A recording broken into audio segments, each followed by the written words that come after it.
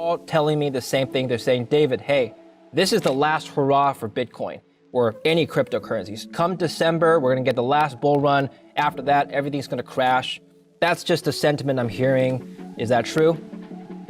I mean, look, I can't predict the future for sure. Not investment advice. There will always be more crashes. There will always be more bull runs. My best guess is that over the next few years, we may see substantial institutional adoption of cryptocurrencies. I think we've seen a number of large institutions soft commit to using them in one way or another, although they haven't actually started implementing that yet. But I think that potentially provides a big set of inflows on the medium to long-term horizon over the next couple of years. Suppose we do have a crash, because like you said, things come in cycles, things come in waves. Suppose we do have a 2018 style crash. What kinds of projects do you think would survive this downturn in the next bear cycle?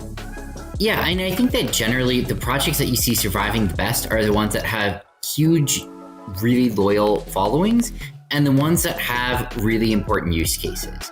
I think the ones that seemed more like hype driven often crash the hardest. But when you look at projects that have either a lot of real adoption or the potential for a lot of real adoption, those are projects that, loyalists are going to be backing even during bear markets. And so I think that you're looking at, blockchains that could see huge adoption. I think you're looking at, various exchanges and other infrastructure players that are going to be key to this space going forward. And anything else that seems like it has an important future that can't just be sort of replaced by a competitor. Yeah, let's talk about that. What do you think are the best protocols right now for mass adoption? In other words, what is the next Bitcoin, Ethereum, so on and so forth? Yeah, I don't know for sure, but what I will say is that if you look at what it would take to have, say, 1 billion people use cryptocurrency, to have 1 billion people use blockchain infrastructure, right? If each one of those is sort of using it in the same way that we use social media or finance today, that's going to be creating probably millions of transactions per second for the blockchain. And you can see this if you just look at the transaction throughput of current large, financial, social media, or basically any large online application. And, from that perspective, one thing that I've thought about a lot is what are the blockchains that could scale to that level, that could scale to millions of transactions per second in a composable native way. I think I've been on the record a lot saying that I think Solana has a real shot at doing so, which I think is really exciting. I think, there are other tokens out there as well that are aiming to scale quite a bit. Avalanche is one of them. But I think that is really the thing that I look at the most, because, a lot of other parts of the crypto ecosystem are really important, but are also things that can, in theory, be improved for basically any blockchain. I think the core technology of it is something which is much harder to completely overhaul. I've been getting this question from my friends who have a traditional finance background. They say, hey, look, David, there's no cash flow, there's no DCF to analyze. How do I pick a protocol to invest in? What are some of the other criteria that maybe they weren't taught in a business school to look at? It's tough. And obviously, part of this is memes, right? That's not something that people are usually taught in business schools. But yeah, if you look at investing nowadays, not just in crypto, everywhere, memes are really fucking important, right? They drive. That's a great point. That's a great point, Sam, because memes are we were taught to stay away from hype. We were taught to avoid the crowd, but that's exactly what the meme is.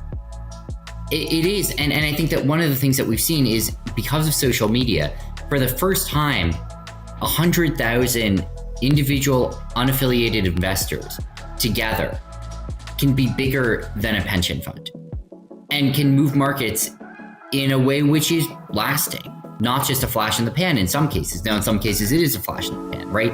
And meme stocks, meme tokens tend to be very volatile. They tend to be risky, and you should absolutely not put anything more than you're absolutely willing to lose into them. what advice do you have for somebody looking at meme coins and not sure whether or not this is legit? Because what are some of the red flags or criteria you're looking for? Even judge their background. So one thing to look at here is, what does the supply distribution of the token look like, right? Yeah. Is there something like a creator or a founder who owns, 60% of the token supply? If so, and if you don't know who that person is and you have no trust in them, right, there's always going to be the risk that they run for, right? If they don't own any tokens and can't mint any more tokens, there's a lot less that they could do potentially to, gain value at the expense of the purchasers of the token. So that is one flag that you can look for. So when you built FTX, what was your primary goal? What did you aim to achieve, to do, and set out to do that maybe some other existing exchanges haven't done yet? There are a lot of different goals, but I think at the time, the biggest thing was the risk engine, right? We looked at how other exchanges manage risk on leveraged positions, and it was a total shit show. There were exchanges that were losing $1 million a day of customer assets to having dysfunctional risk engines. On most exchanges, you had to manage separately 500 different margin wallets with no cross-margining, no relationship to each other, get liquidated on one with complete disregard for your assets on the other. That's a complete disaster as a customer experience.